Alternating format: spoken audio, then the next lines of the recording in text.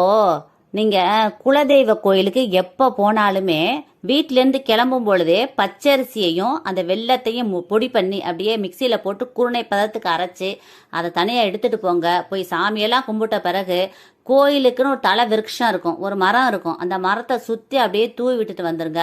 அப்ப லட்சக்கணக்கான எறும்புகள் வந்து கோடிக்கணக்கான எறும்புகள் அதை சாப்பிடும் பொழுது உங்க வாழ்க்கையில மிகப்பெரிய புண்ணியம் கிடைக்கும். போன ஜென்மத்துல என்னென்ன பாவம் செஞ்சீங்களோ, இந்த ஜென்மத்துல எவ்வளவு கஷ்டப்பட்டுக்கிட்டு இருக்கீங்களோ, அனைத்து கஷ்டங்களும் நீங்கி உங்க வாழ்க்கையில இனிப்பான சம்பவங்கள் நடக்க ஆரம்பிக்கும். தடைப்பட்ட சுபகாரியங்கள் அனைத்து நடக்க ஆரம்பிக்கும். திருமண பேர் தாமதமானவங்களுக்கு விரைவில் திருமணம் நடக்கும். அதே மாதிரி குழந்தை பேர் தாமதமானவங்களுக்கு விரைவில் குழந்தை பேர் கிடைக்கும்.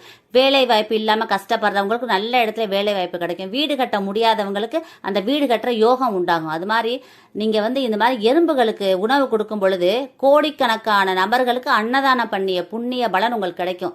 அதனால எப்ப குலதெய்வ கோயிலுக்கு போனாலுமே நான் சொன்ன இந்த டிப்ஸை ஃபாலோ பண்ணுங்க.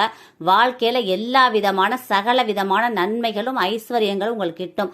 இந்த பதிவை எல்லாருக்கும் ஷேர் பண்ணுங்க, கமெண்ட் பண்ணுங்க. எல்லாருமே நல்லா இருக்கணும் ஃப்ரெண்ட்ஸ். Thank you friends. வாழ்க வளமுடன். தேங்க்யூ.